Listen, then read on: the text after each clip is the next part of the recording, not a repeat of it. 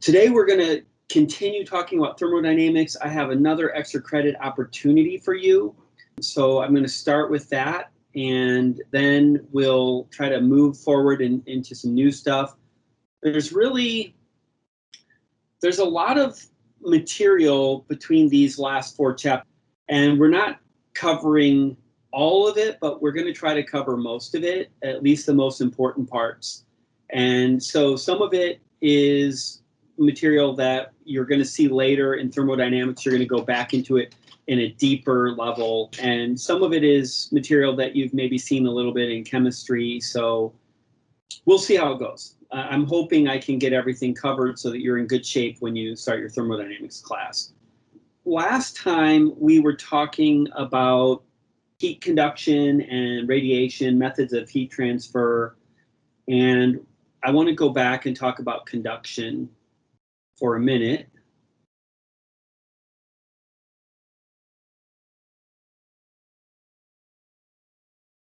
So we said that the power, which is really dq dt, so rate of heat flow, is equal to K A times T hot minus T cold over L.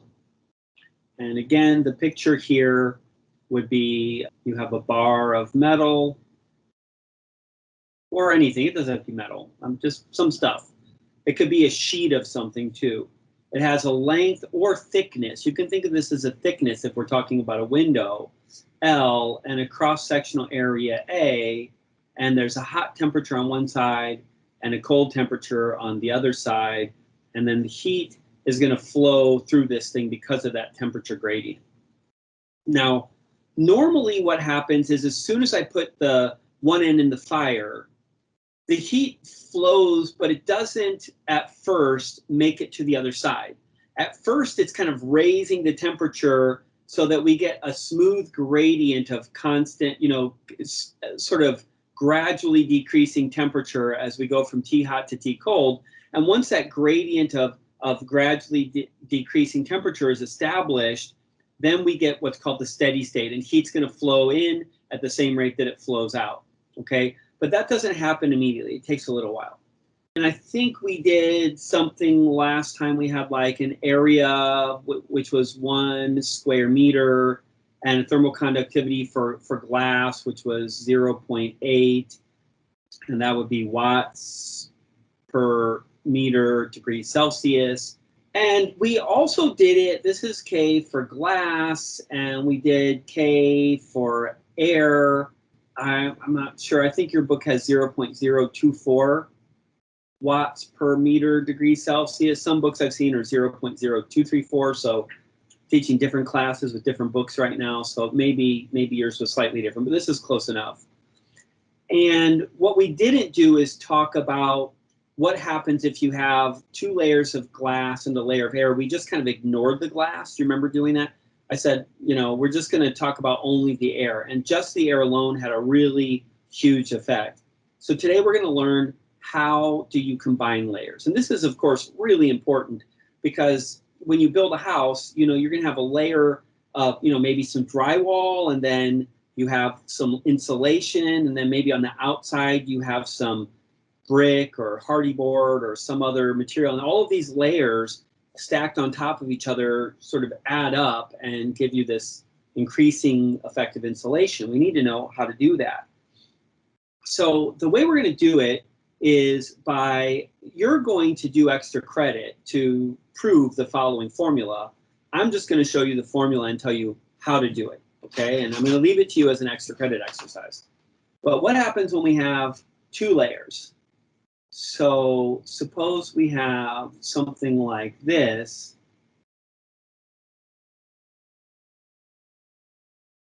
Two layers kind of put together. So one layer is one material, maybe, I don't know, it looks like this colored stuff, and the other might look like that. Okay, so 2 different materials. And we have a K1 in the first material and a K2 in the second material. they both have the same cross-sectional area. And then there's going to be a length L1 and a length L2. And we have a T hot and a T cold. So the question is, how do we add these up? If we look at our original formula, it doesn't really make sense to just add the K's up and add the L's up. Because when we add more stuff, if you added the K's, that would actually mean the heat flows faster, but it should flow slower when you add more stuff. So we're going to rearrange this equation, putting the K on the bottom.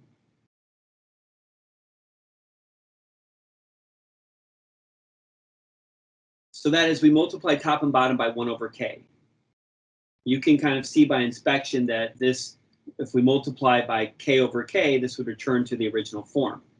Now this term here, the L over the K, this is known as the R factor, or the R value. And so we could say that the power is equal to A times T hot minus T cold. Remember, power is rate of heat loss or heat gain over R. So what happens when we have multiple layers is the R values those are the things that add up.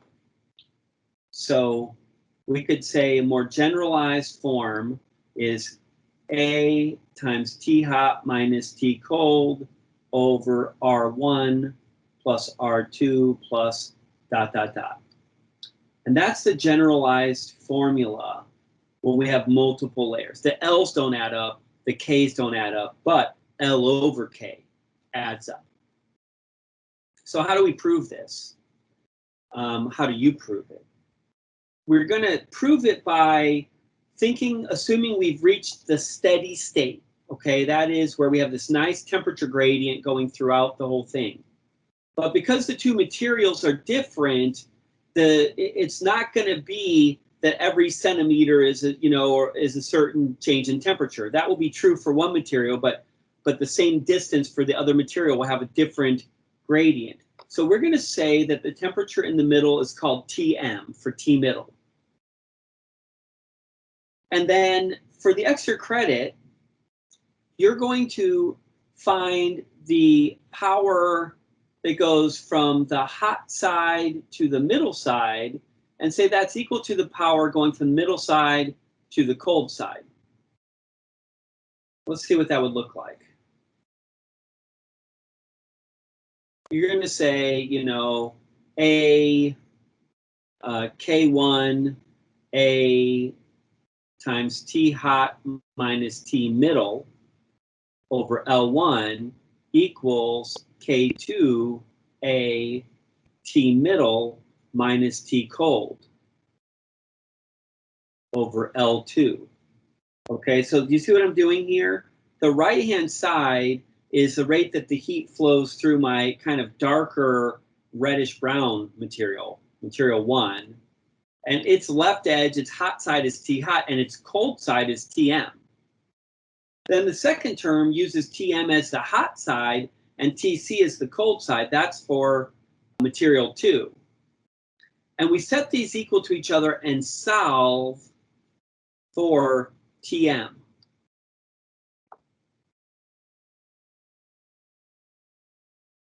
Then we plug this Tm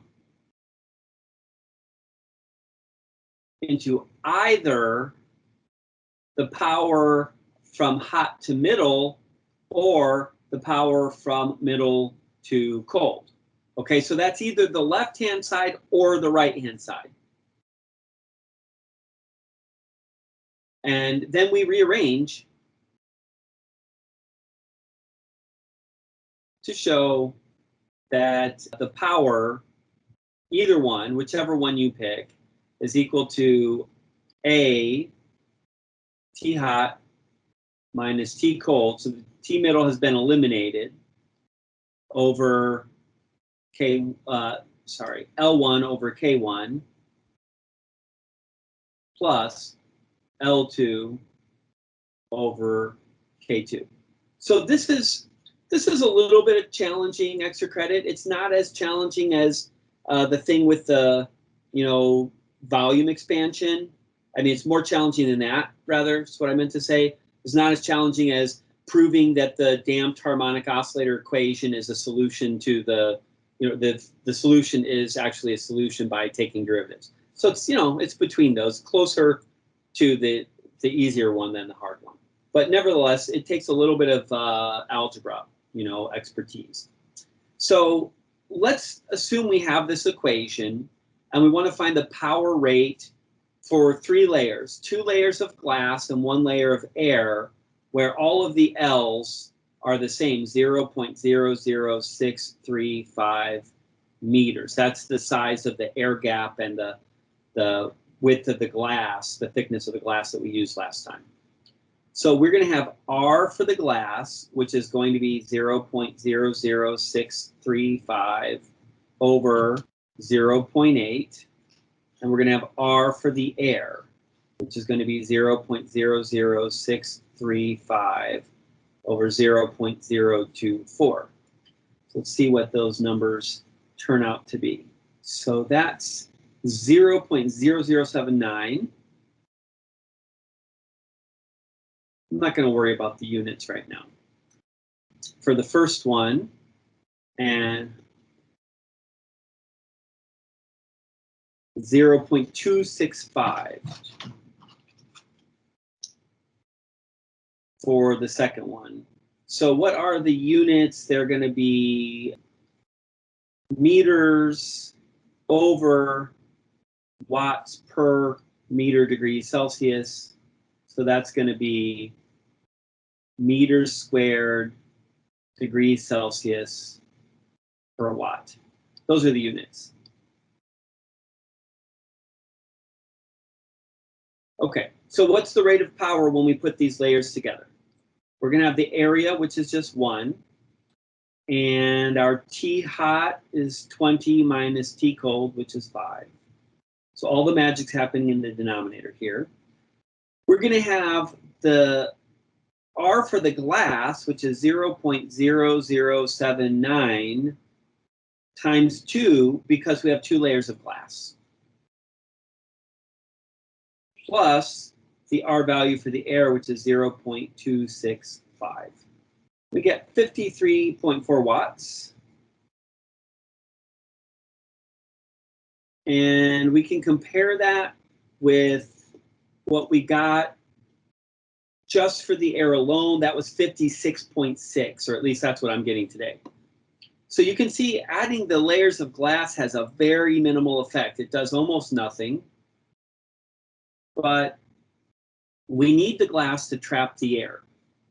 It would be, to be honest, it works just as well if you just put a blanket over the window. In fact, they do that in sort of Scandinavian countries. They have window quilts. They have quilts that they roll up, and it just sort of rolled up above the window. When it gets really cold outside, they just roll the quilt down, and it creates an air gap, probably at least 1/4 of an inch, and it stops the airflow. Of course, it doesn't let light in either, so that's the downside to the window quilt. Probably be better for you if you have a cold room to put your blanket over the window than to have it on the bed. Like if you have an extra blanket, hang it over the window, and you'll be warmer than if you put it on the bed. I don't know. Maybe that's not true. Try it out. Let me know next year. All right. So we're now going to start talking about the ideal gas law.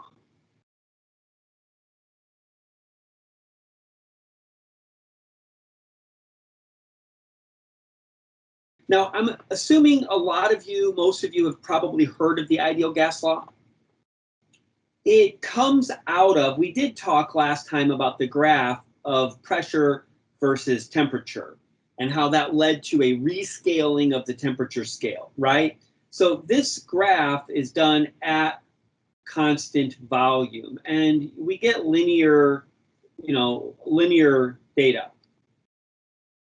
If we graph instead the volume versus the temperature at constant pressure, using the Kelvin temperature scale again, we get, again, straight lines.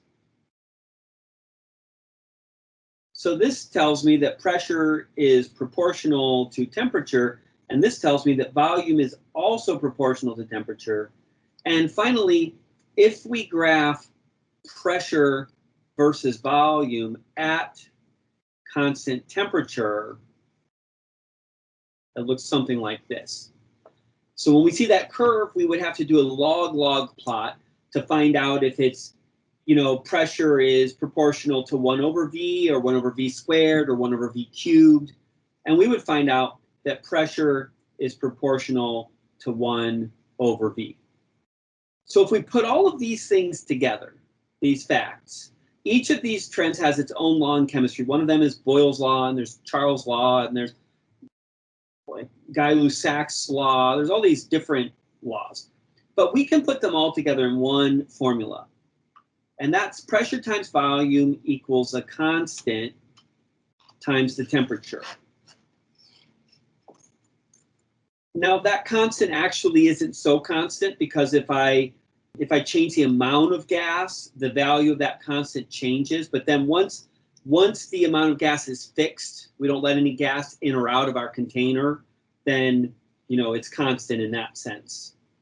If we wanted to include in this constant how much stuff we have, in chemistry, they will say it's PV equals the number of moles, N. I'll explain what that is in a minute in case you haven't had chemistry. The number of moles, that's just how much stuff we have, times a constant, R, times T. And this R is known as the ideal gas constant. Okay, ideal gas constant. The value is 8.31 joules per mole Kelvin. What's the N number of moles?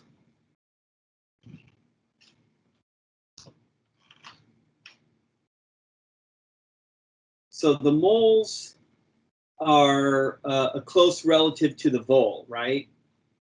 Little creature digs underground, but that's not what the chemists are talking about. They mean molecular units. Moles are molecular units, and essentially chemists like to count things in a certain bundle. Farmers count eggs by dozens. Bakers count bagels by baker's dozen. They give you an extra bagel. 13 bagels is a baker's dozen. We buy, bottle rockets by the gross, 144. So there's all these weird bundles. So chemists have their own bundle. It's called the mole. And technically, 1 mole of particles would be 6.02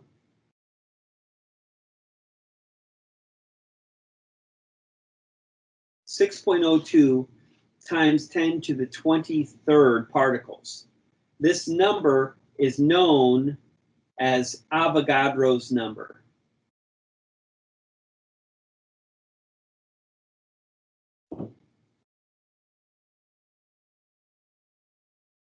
I'm not going to explain so much the terminology, because that's really chemists' job. They're the ones who pick this number. But basically, this is how many particles are in 12 grams of carbon-12. So carbon-12 is a very average kind of atom. It's got 12, nucleons, which means it's got 6 protons, 6 neutrons, 6 electrons. It's very average.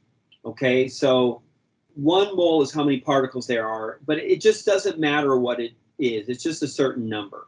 Okay, in physics, we tend to write the physics version.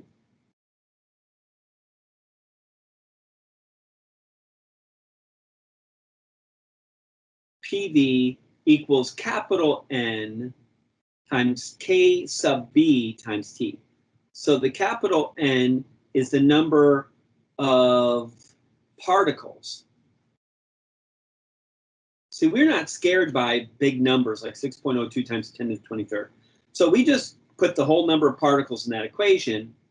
And then this constant is known as Boltzmann's constant.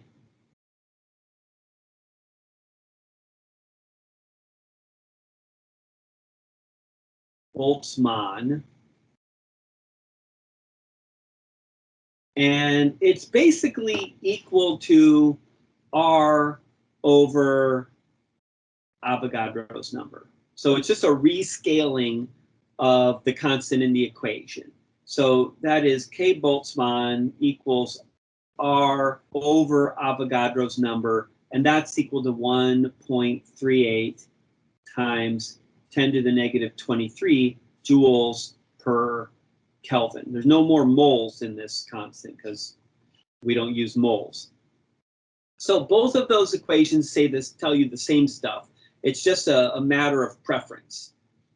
In physics, we like to use this version because it helps us sort of on theoretical grounds when we want to get into a microscopic description of these variables. But in practice, we often will use the chemistry version when we don't really care so much about, most of the time it doesn't matter if we're doing number of moles or number of particles.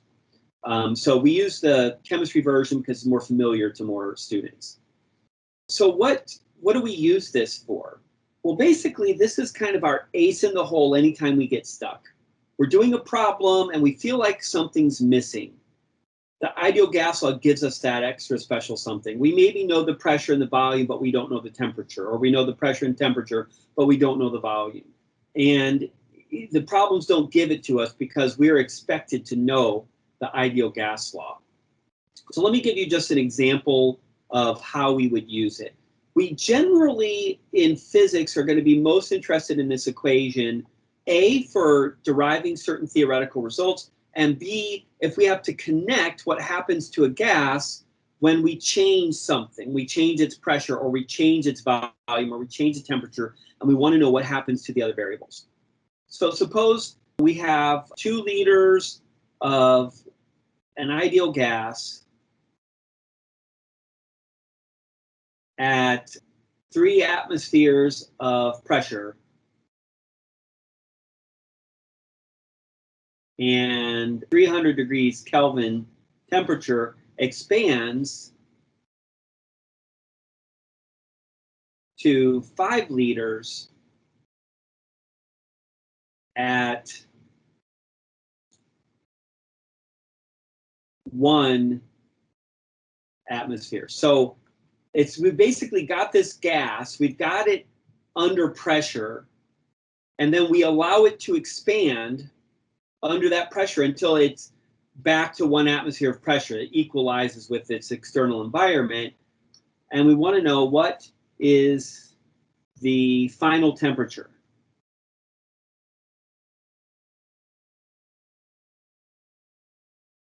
Okay, so the way this works, and I'm going to tell you, even if you learned a different way in chemistry, I would really recommend you do it the way I'm going to show you now. Okay, and it may be the same way, but we just write down the ideal gas law twice and divide the 2 equations. Okay, so we have pressure 1 equals 3 atmospheres, pressure 2 equals 1 atmosphere, volume 1 equals 2 liters, volume 2 equals 5 liters, temperature 1 equals 300 degrees Kelvin, temperature 2 equals question mark. So we don't know the number of moles, and we can't even determine that because we don't know which gas it is. If we knew it were oxygen or something else, we could look on the periodic table of elements and find out, just how many moles there would be, if we have this certain volume. We could figure that out. But what we do is, since I'm solving for a 2 quantity, I want to solve for T2. I'm going to write PV equals nRT, but I'm going to put 2's on everything. And then I'm going to write the equation over right underneath it, and I'm going to put 1's on everything. And then we divide the equation. So what dividing the equations does for us is it eliminates, it cancels out the number of moles and the ideal gas constant. If anything else is constant, like maybe the pressure's constant, then we can cancel those. Or maybe the volume is constant, we can cancel those. In this case, those are not constant, so we can't cancel anything else. Then we just rearrange this out for our unknown. If I put the equations with 1 on the top and 2's on the bottom, it's still okay. It just means a little more algebra because I want the thing I'm solving for on the top, not on the bottom.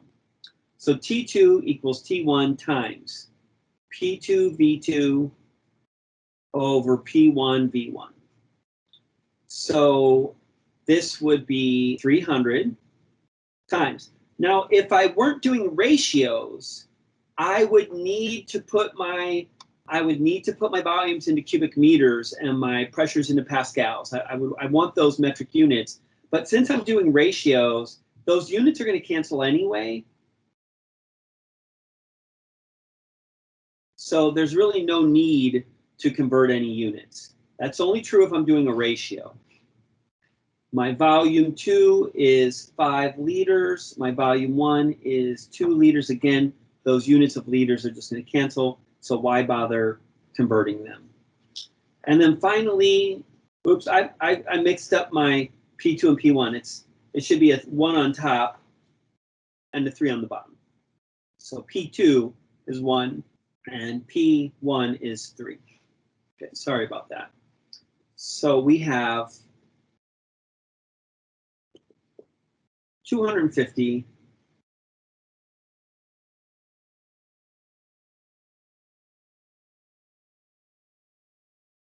Okay, so you have a couple of problems in homework that involve this kind of thing.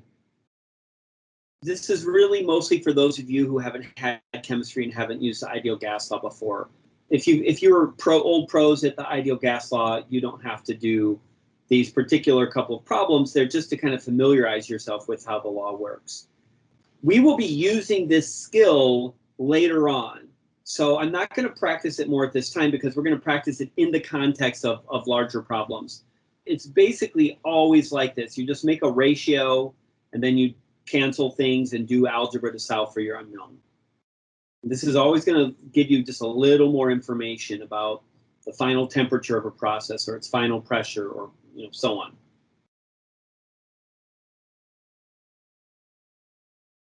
Okay, what can we do with the ideal gas law aside from just filling in the blanks? That's mostly what we'll use it for eventually.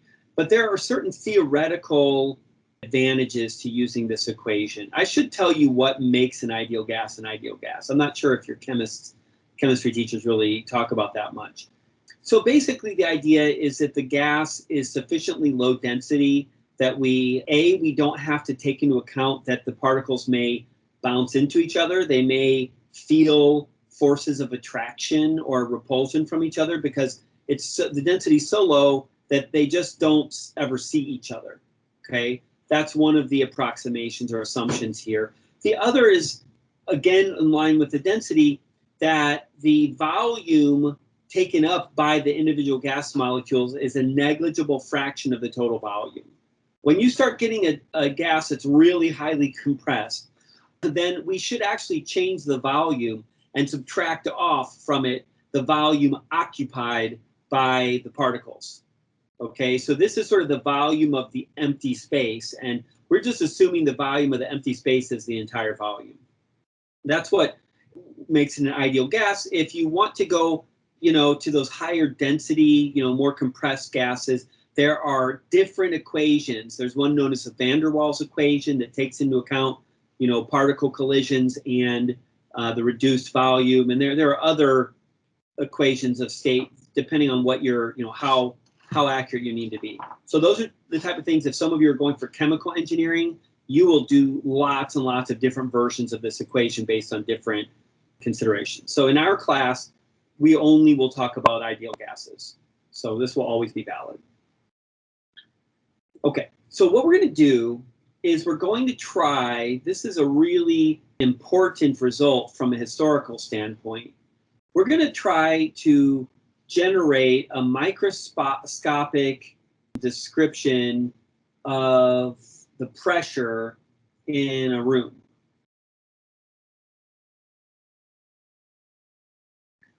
Okay, so we've got some kind of, that's not a great perspective, I know, but we've got some kind of box. And it's got particles bouncing all over the place.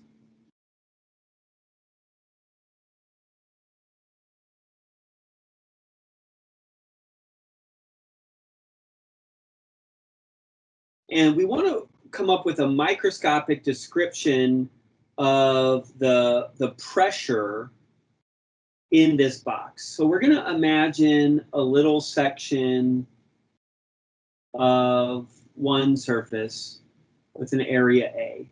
And there are going to be some particles kind of moving in that are going to hit that area. So how does the pressure work? Pressure is force over area. The force is coming from, the calculation of force kind of comes from two pieces.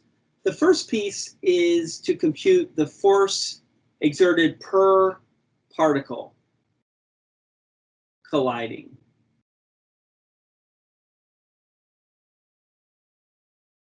Okay, so we're going to figure out from sort of physics, basic week, early in the semester, week 5 physics, maybe week 7, I don't know, how much force a particle is going to exert on the wall when it collides.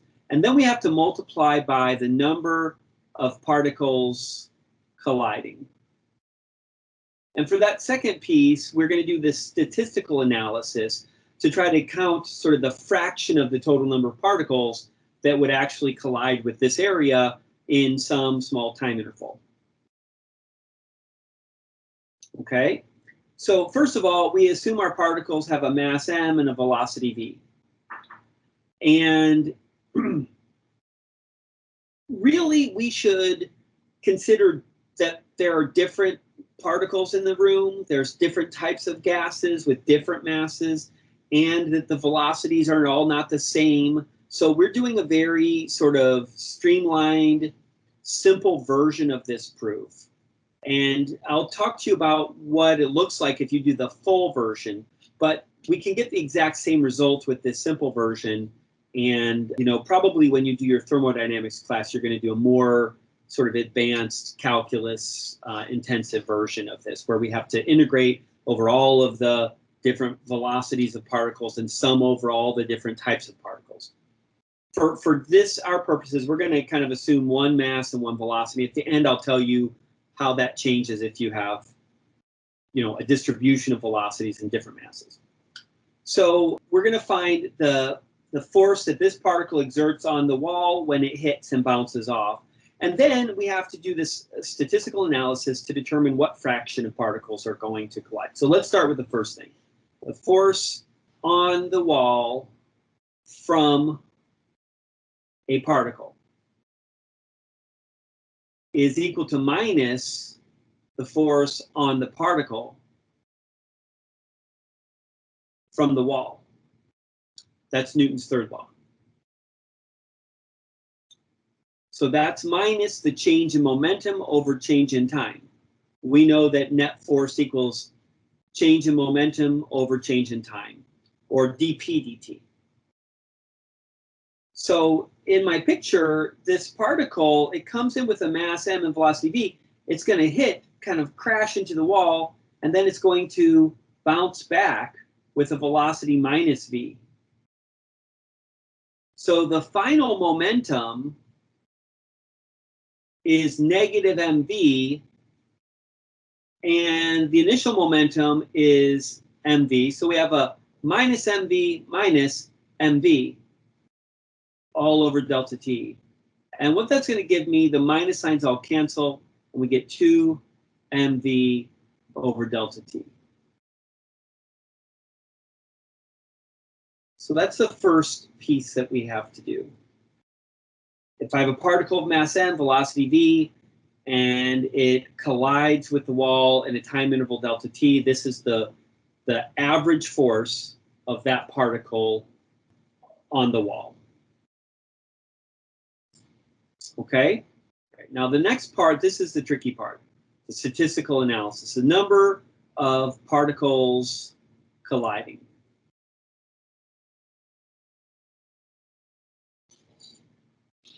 So we're going to start off with the total number of particles, and then we're going to sort of slice off fractions of the total number of particles. It's going to be a fraction of the total number of particles. Now let's take a look at our box. First of all of these particles are moving in different directions, and there's, you know, I'm sorry, the perspective is just killing me here. I can't handle it. Okay, that's a little better. So of all of the surfaces, you know, some particles are going to hit the front wall, some are going to hit the back wall. We have some this wall, you know, back here. But you can't tell what I'm talking about. The one that's not facing us. We have the wall. Maybe if we did coordinates, I don't know. There's 6 walls, okay? It's like a cube. There's 6 walls. And in general, only 1/6 of the particles are even going to hit the front face that we're talking about. So we're going to first multiply this by a 1/6 factor to cut out the 5/6 of the particles that are not even moving in the right direction.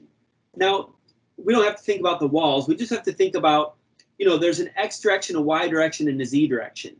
And let's just say that the face we're talking about lies in the positive X direction. Well, only 1/6 of the particles will be moving in the positive X direction. 1/6 will be moving in the negative X direction. 1/6 are moving in the plus Y, 1/6 in the minus Y, 1/6 in the plus Z, 1/6 in the minus Z. Again, when you do the full calculation, you actually average over all angles. But when you do that average, you come up with the same factor. So that's now selected all the particles that are moving in the right direction so that they might hit this area. But some of them are going to hit down here, and some are going to hit down here, and some are going to hit over here. And, you know, so we don't want the particles that are going to hit a different part of the wall. So what we do is we imagine that there's a kind of a region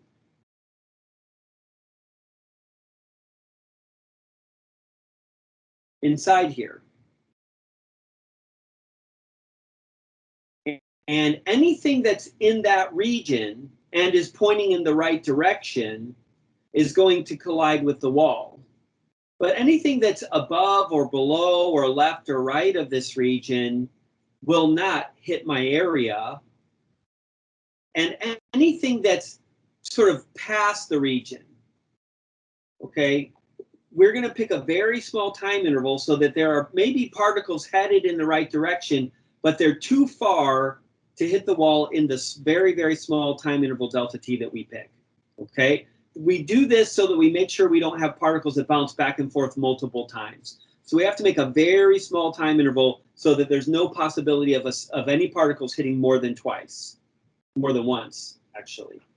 So there's a certain distance here, and any particles farther than that distance, even though they're sort of headed in the right direction, they're not going to score. They're not going to hit the end zone before the time interval. And that is just that length, that distance is just determined by the velocity times the time interval. Anything that's farther than that cannot collide. Okay, so we can think of this weird little shape here. That is a sub-volume. It's a subset of the total volume. I'll call it V sub. That's the scoring zone. And only 1/6 of the particles in the scoring zone are going to hit the wall because the other 5/6 are moving in the wrong direction. But every particle outside of the scoring zone has to miss. So how do we get the right fraction? Well, what we do is we reason as follows. Suppose the V sub is 1/10 of the total volume. Then we should be able to argue that 1/10 of the particles should occupy that 1/10 of the volume. So by multiplying by the ratio V sub over the total volume, this gives us the fraction of the particles in the whole volume that occupy the space V sub. Then we multiply by a 1/6 factor to get rid of the other 5/6 that occupy V sub but are going the wrong way. And this whole number then gives us a fraction of the total number of particles in the box. Okay, any questions about that logic? I know that's very subtle. Okay, so we have a 1/6 n, and the V sub, what is the volume of this? It's just the area times the length. The area times the length. So that would be area times length over the total volume. And the length is little v times delta t. I'm being very careful to differentiate between my big V and my little v, because the little v is velocity, and the big V with the Roman, the bold Roman V, that's the volume. Okay, so that's the number of particles colliding. Now let's put it all together. The pressure is equal to the product of these two little expressions. The force on the wall from a single particle is 2 mv over delta t. And the number of particles colliding is 1/6 big N area little v delta t over big volume. And then remember that we have to divide the whole thing by area because the numerator is just the force. So we divide the whole thing by the area to get a pressure. Now, the area that we chose just cancels out. So that's good. The pressure does not depend on the area that I imagined in my bad drawing. The delta t's also cancel out. As long as it's sufficiently small that our counting is right, then the delta t's will cancel out. What else is left? There's a 2 over a 6. That's going to give us a 1/3. And there's an m and a v and another v. Those v's will combine to give us a v squared. And so what we have is a 1/3. A 2 over 6 gives me a 1/3 mv squared times big N, number of particles, over big V, the volume. And if I rearrange this, we get PV equals 1/3 mv squared times big N. And this should be a little bit provocative to us in two ways. When I see the PV, I should think of the ideal gas law. Okay, ideal gas law also has PV. When I see 1/3 mv squared, what does that make me think of? What does it make you think of? 1/3 mv squared. Sophia, I see the wheels. Something's thinking is going on. It's kinetic energy. Yeah, it looks like the kinetic energy, except for what? The 1/3. Or 1/3, right? So let's just make it 1/2 times 2/3.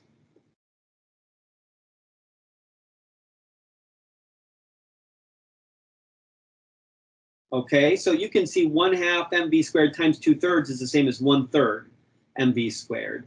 And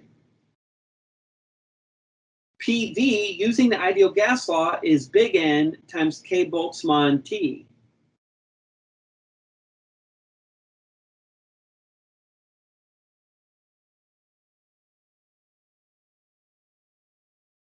And we can see that the N just cancels out, the big N.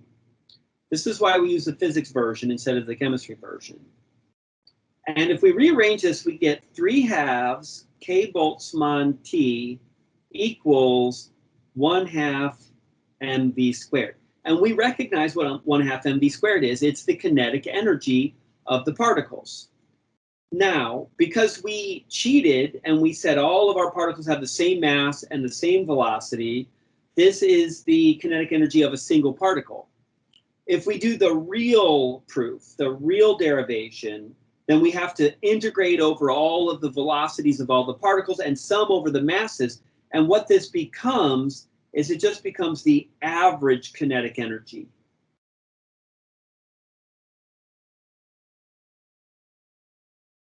And this is the result that we're after. The average kinetic energy of the particles is equal to 3/2 times this Boltzmann's constant times the temperature. This basically says that temperature and average kinetic energy are the same thing.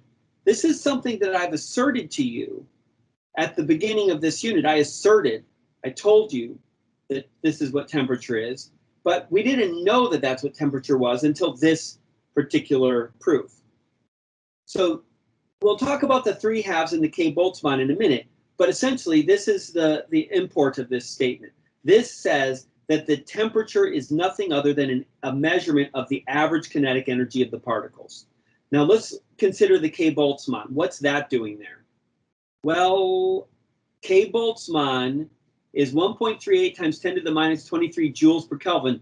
It is nothing other than a conversion factor from joules to Kelvin, because we didn't know that temperature was measuring energy, so we didn't measure it in joules. We created this weird fictitious unit, this convenient unit, the Kelvin, and now that we realize that temperature is actually energy, we should measure it in joules, and that's what K-Boltzmann is. It's just a conversion factor between joules and Kelvin. That's all it is. How about the 3/2?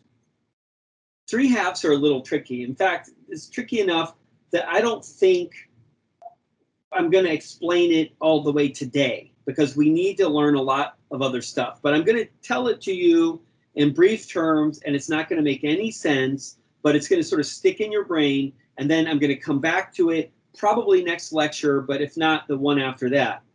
We rewrite this equation as follows. It's known as the equipartition theorem. And this particular result is responsible for the Industrial Revolution. Okay, once we realize that temperature is nothing other than kinetic energy, then it follows very quickly that we should be able to take heat energy and turn it into useful work, like we could with any other form of kinetic energy. So it says that the average kinetic energy equals 1/2 K-Boltzmann T per degree of freedom. So this wording, per degree of freedom, is very strange. I'm going to tell you briefly what it means in this context, but then again, we're going to come back to it later when we know more stuff, and it will make more sense. Per degree of freedom, in this particular case, the 3 degrees of freedom, because we had a 3, right? The 3 degrees of freedom are motion in the x direction, the y direction, and z direction. So this is almost a philosophical thing about 3-dimensional space right now for us. There's 3-dimensional space, and there's 3 degrees of freedom, 3 directions that the motion can be. And later on, we're going to revisit this per degree of freedom business. And when we see something other than just these 3 degrees of freedom, it will make more sense. Okay, we can't do it yet. So let's go back and put it in terms of M's and V's and see what we can do with this other than just the broader philosophical realization that kinetic energy and thermal energy are the same stuff. We have 1/2 mv squared, but because this is not the real proof, we technically need the average of the velocity squared. Okay? It turns out for each different mass, each different species of particle, whether it's oxygen or hydrogen or helium or nitrogen or whatever, they all obey this relationship. So through thermal collisions, they equalize. So even though their masses are different and their average of the squared velocities are different, the average kinetic energy winds up being the same. So it doesn't matter which particle type we're talking about, this will be true. Now we can cancel the 2's, and we can try to solve for the velocity of the particles. We get the average of the square of the velocity is 3 times K-Boltzmann T over M. And then we take the square root of both sides. Unfortunately, the square root of the average of the square of something is not the same as just the average of that something. Just think for a minute, what if I had velocity of particle 1 is 1 and velocity of particle 2 is 10, and the average velocity would be 1 plus 10 over 2, that's 5.5. right? But if I square these, v1 squared is 1, v2 squared is 100. The average of the squares would be 1 plus 100 over 2, which is 50.5. And if I take the square root of 50.5 is about 7 point, something, maybe 0.1. It's a little bit bigger than 49 inside the square root, right? So it's a little bigger than 7. So the average velocity and the square root of the average of the square velocity are not quite the same thing. However, when you start getting billions and billions of particles, it is off by sort of a predictable amount from the average, okay? And so it's because it's easy to compute, we use this and we think of it like an average, but it tends to be a few percentage points higher than the average velocity, okay? We call it the RMS velocity, and it's equal to square root of 3 k Boltzmann t over m. RMS stands for the root of the mean of the square of the velocity. That's what RMS stands for. The square root of the mean. Mean is the same thing as average, right, in statistics class. The square root of the mean of the square of the velocity. And because the k Boltzmann, we know that k Boltzmann is just ideal gas constant over Avogadro's number. We could write this as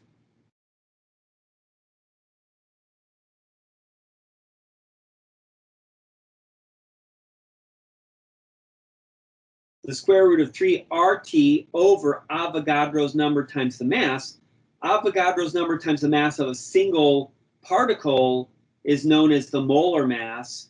We use a capital T for that. So for example, if you've had chemistry, for O2, this would be 32 grams per mole. That's the molar mass. For helium, it's 4 grams per mole. For hydrogen, molecular diatomic hydrogen, it's 2 grams per mole. That's what M is. We'll do some examples to see how to use this, but it turns out usually to be more convenient to find the molar mass of a particular type of molecule than to find the actual mass of a single particle. Okay, so it's not so easy to look up what's the mass of a single O2 molecule, but we can easily look up the mass of a mole of O2, and that's what this molar mass is. So again, the VRMS is not exactly the average velocity, but it gives us a ballpark estimate of the average velocity. Okay, you should make sure you know how to memorize this entire derivation. I'm kidding. I'm just kidding. You don't need to know how to do this. I just want you to see it one time. So what we do need to know how to do is how to use this VRMS formula, but it's, again, it's one of those sort of minor fine points. All right, so let me just give you a quick example of how we would compute the VRMS for a particular gas. We're going to find VRMS for O2 at 20 degrees Celsius. So if we go to the periodic table of elements and we look up oxygen, we're going to find out there's, 16 grams per mole for oxygen. But because it's diatomic, it's O2, we have to multiply that by 2. So the molar mass is really 32 grams per mole. However, we don't want grams, we want kilograms. If we don't convert to kilograms, we're going to get a really weird number. And the temperature, well, it's 20 degrees C, but if you notice the formula, it does not have a delta T in it. So we cannot use Celsius. We have to use Kelvin. So we have to convert that 20 into Kelvin. That would be 20 plus 273 is 293 Kelvin.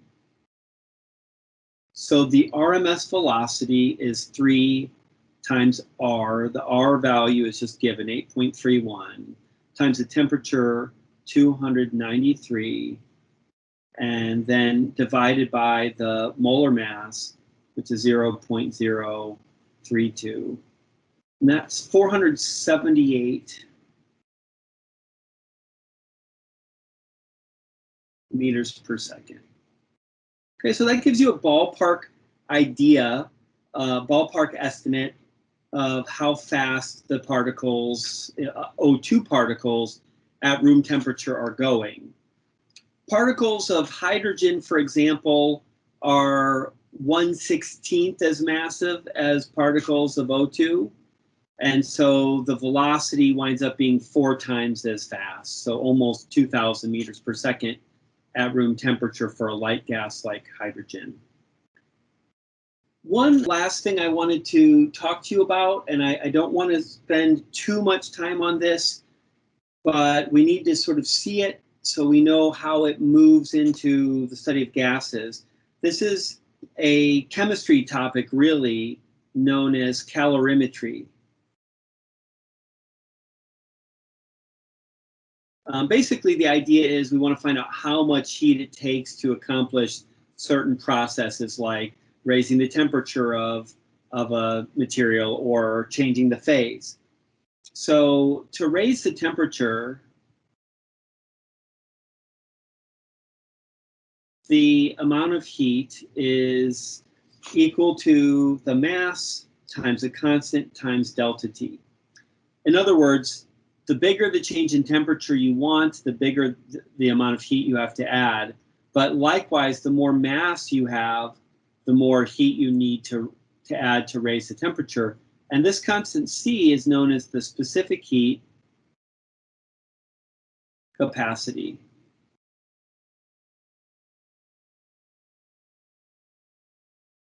Often just called the specific heat.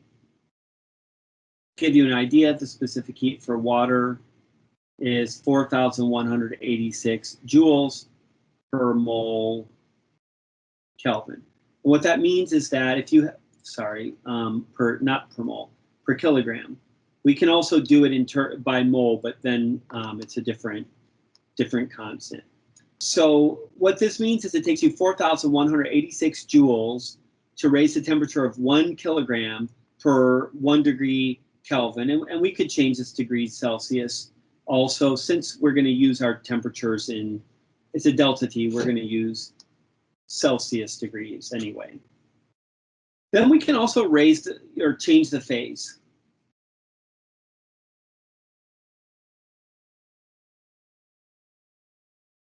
So to change the phase also requires adding heat. What do I mean by change the phase? I mean changing from solid to liquid, or liquid to gas, or liquid to solid, or gas straight to solid, or solid straight to gas. Making a change from one physical phase to another.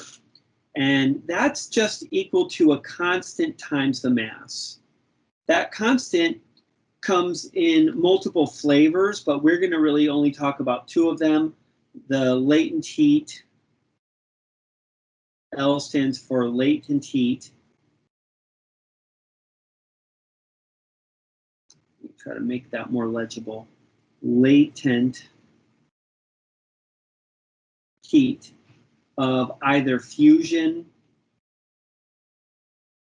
or vaporization.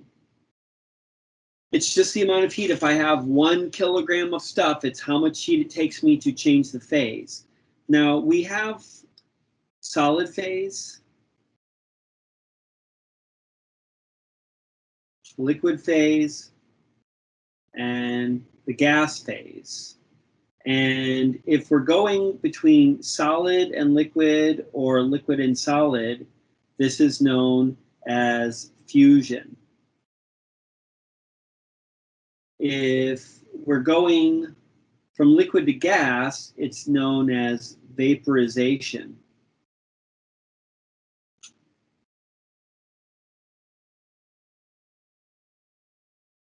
Now, technically, when we do a phase transition, we can either add heat to make it move to the right on this chart, or we can subtract heat to make it move to the left. So we have a plus sign if we go from solid to liquid, or liquid to gas. And we have a minus sign if we go from gas to liquid, or liquid to solid. So in my equation, there should be a plus or minus sign. And the constant if we're going between solid and liquid, we look up one constant, the latent heat of fusion, and if we're going between liquid and gas, we're going to look up a different constant, the latent heat of vaporization. So those are two different constants that we'll find on the same table. Okay, so let's put it together and see how it works. Suppose we want to find the quantity of heat. I think that's why we use a Q for heat necessary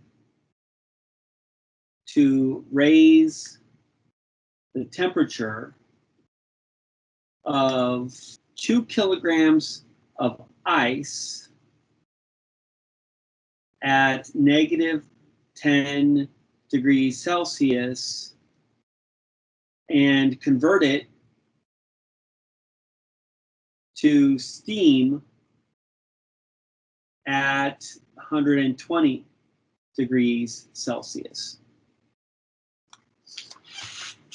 So there's a lot of processes that have to happen here. I picked water because we already know the melting / freezing point of water and the boiling / condensing point of water. So we don't have to look those up. But in general, we have to look all of these numbers like melting points and boiling points on a table in the book. So the first thing we're going to do in this process, I like to go chronologically. We have to warm the ice. The ice cannot melt when it's at negative 10. So we have to warm it to 0 degrees Celsius. Once we get the ice to 0 degrees Celsius, we have to keep adding heat, and that is to melt the ice. And as the ice is melting, the temperature really doesn't change. Once the ice is completely melted, then we have to warm the melted ice until, to 100 degrees C. Then we have to boil the water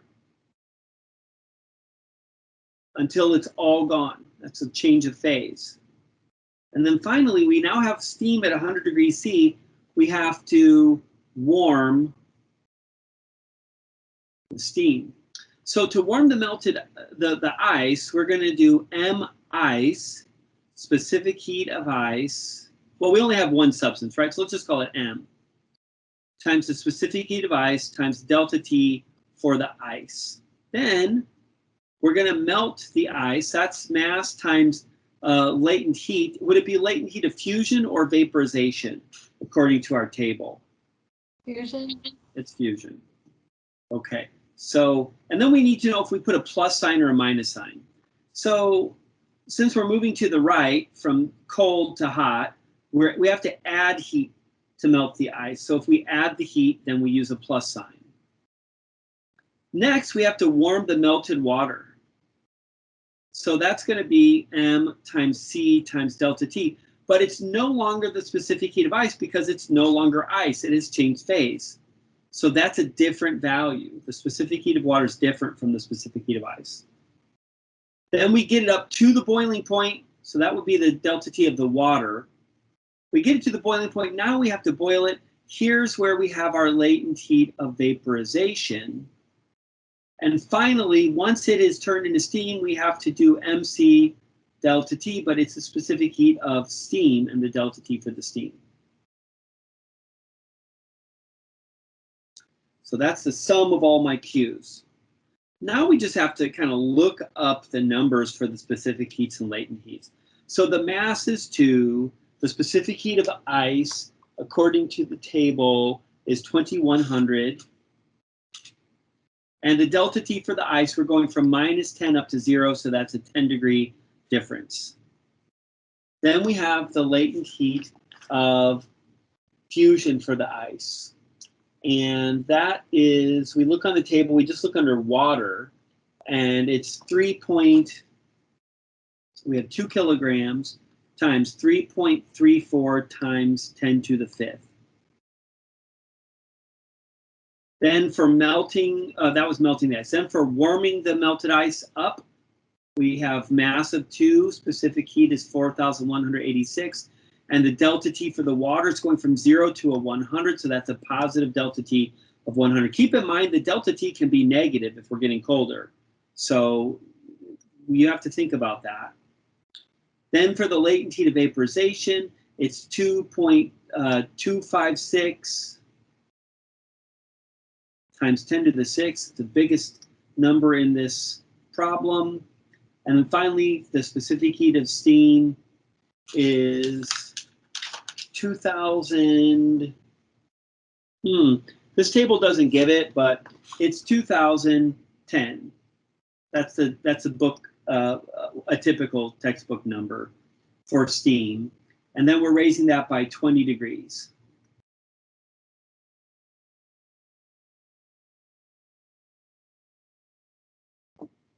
So that's 4,200 joules plus. I'm going to separate these so that we can see the relative sizes of the different processes. Plus 6.68 times 10 to the 5 joules.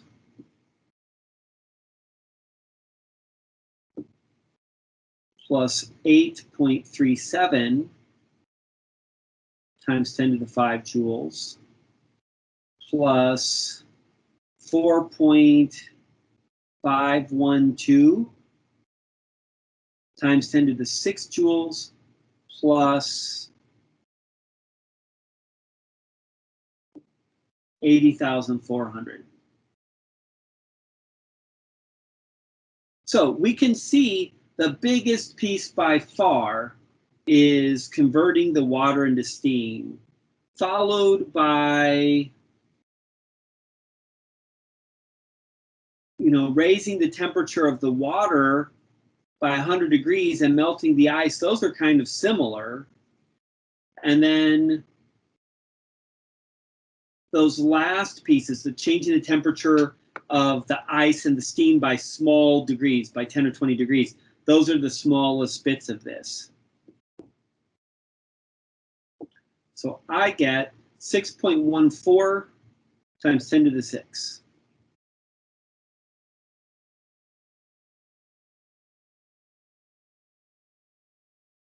So that's 6 million joules. 2 kilograms of ice is like 2 frozen 2-liter bottles. Or sorry, 2 frozen 1-liter bottles of water. It takes 6 million joules to melt that stuff, to warm it up, melt it, warm up the water, boil it until it's all gone. And we can see that probably 60 to 70% of that was just in the boiling of water. So boiling water requires a tremendous amount of energy. On the other hand, when hot steam touches something and condenses, it's going to deliver a lot of heat to that thing. So steam burns can be much, much worse than burns just from, say, boiling water, because there's so much heat in that steam. Last thing I want to talk about, and I'm just going to talk about this briefly, because we're ready to start talking about thermodynamics proper. Okay, so far we've been just getting all this little background information about heat and temperature and things, but now we're going to try to put it all together, and that's where the rest of our semester is going to take us. So we're going to learn first the first law of thermodynamics.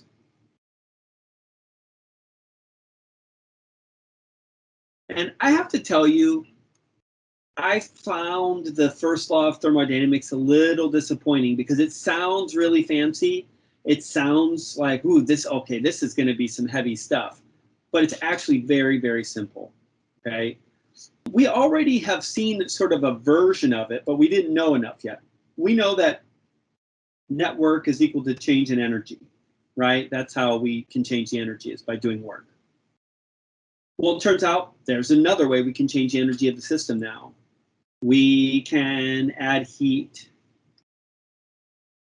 Okay, so there's two ways to change energy. We either add heat or we do work. Now, when we write this in the context of thermodynamics, change in U, which is internal energy. This is just precisely that kinetic energy of all the particles in the gas or in the system. This is equal to Q plus the work done on the gas. Now, I'm being very careful to say the work done on the gas because the gas is my system. If I want to change the energy of the system, I add heat to the system or I do work on the system. If I do positive work on the system, the energy goes up. If I do negative work, it goes down. If I add heat to the system, the energy goes up. If I remove heat, it goes down. However, there's a different perspective, which is the one that's more common when we study thermodynamics, because we're not really wanting to do work on the gas. Instead, we want the gas to do work for us. So we can, taking note that the work done on the gas is the negative of the work done by the gas. This is just Newton's third law. So work done on the gas is me pushing the gas. Work done by the gas is the gas pushing me. Okay, so there's a relative minus sign between those two things. So that changes the first law of thermodynamics to say that the change in the internal energy is equal, delta U is equal to Q minus the work done by the gas. So this is the form that your book takes. Some books write the first law in the first form. Other books write it in the second form, but each book makes its own choice. But they don't always come out and say by gas or on gas when they're working with equations. So we have to understand when we're doing work, when we look at solutions and so forth, when we see a W, unless it's specified otherwise, the W is in this book means by the gas, the work done by the gas. So this is just a convention, a choice that's made. But if we don't know about this choice, we can get into real trouble if we go look at another site, another source. Maybe you like to go watch Khan Academy videos or some other videos, and they may use this equation. It can get very confusing. So be very careful when you go between sources on this topic, because the signs can look really screwy and just confuse you big time. So I would really recommend you stick with the sign convention of our textbook, which is the one that I will use throughout. And anytime it's at all ambiguous, I will make sure to spell out if I mean work by the gas or on the gas. Okay, so that's it. The first law of thermodynamics is really just conservation of energy. It says the energy doesn't change unless we change it. And we can change it now by two ways, by work or by heat. And that's it. So going forward, rest of this week and into next week, we're going to learn how to use this to determine how much work a particular engine does. We'll learn how efficient that engine is, which means how much work output do we get for the amount of heat input, and so on. And then we'll hopefully, at the very end, learn some theoretical limits on how efficient an engine can get. And we'll see why that's not 100%.